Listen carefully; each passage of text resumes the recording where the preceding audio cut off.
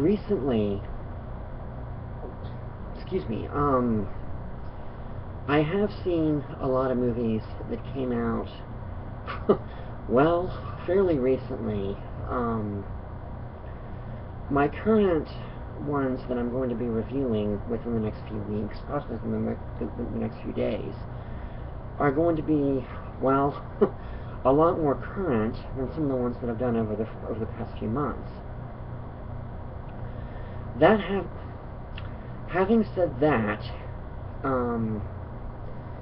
my first one for right now, make sure I got the right one. This was one particular remake that I had major reservations about, even though I have seen the first 3 movies. I have not watched the TV series yet, but believe me when I tell you, I am more than interested.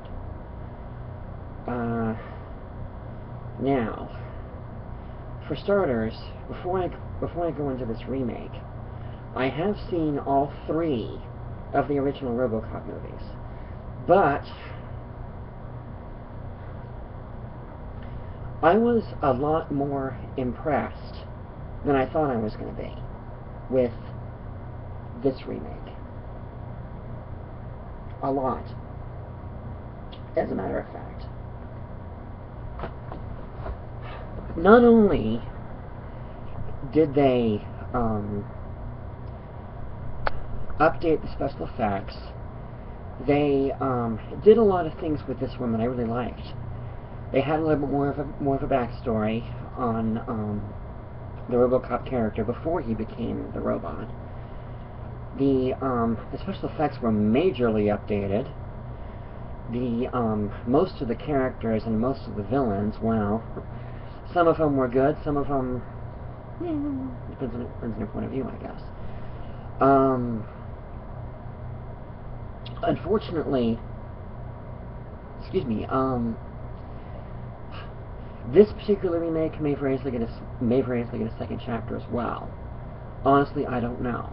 But one thing I did like about this remake was that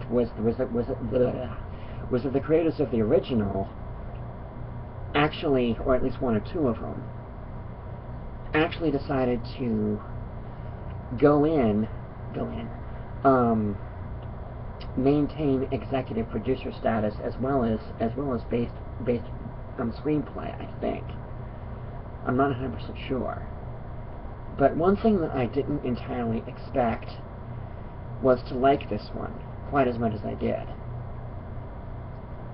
And I have seen my share of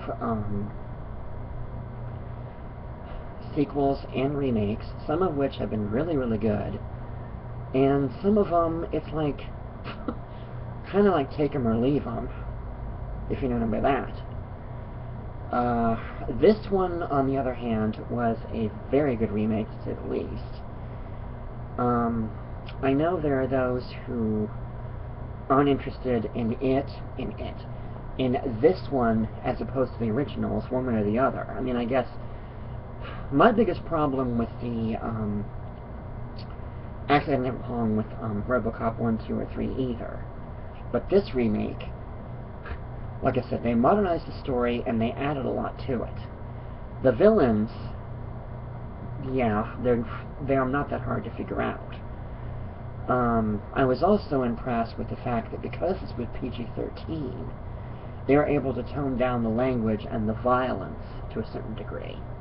They didn't have, I mean, they still had the OCP organization in this remake, which to me wasn't a problem because it was the same way in the original version.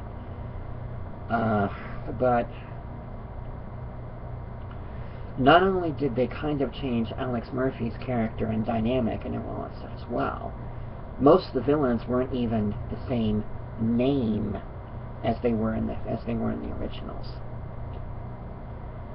Now, I would not question the idea of whether or not they could do a sequel to this one either. It just depends on how successful it can be. But I guess we'll have to see.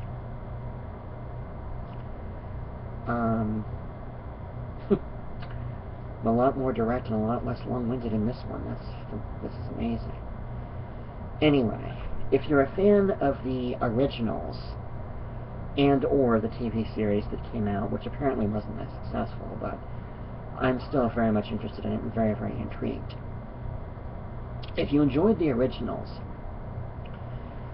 and are interested in the TV show, the remake may very easily interest you as well. Honestly, I cannot tell you 100% sure. Certainty. So, like I said, if you're willing to take remakes and sequels on their own merits, that's the best way to take this one. On that note. So, like I said, if you were a fan of the originals in the TV show, this one may very easily be worth a look. So check it out. And take care.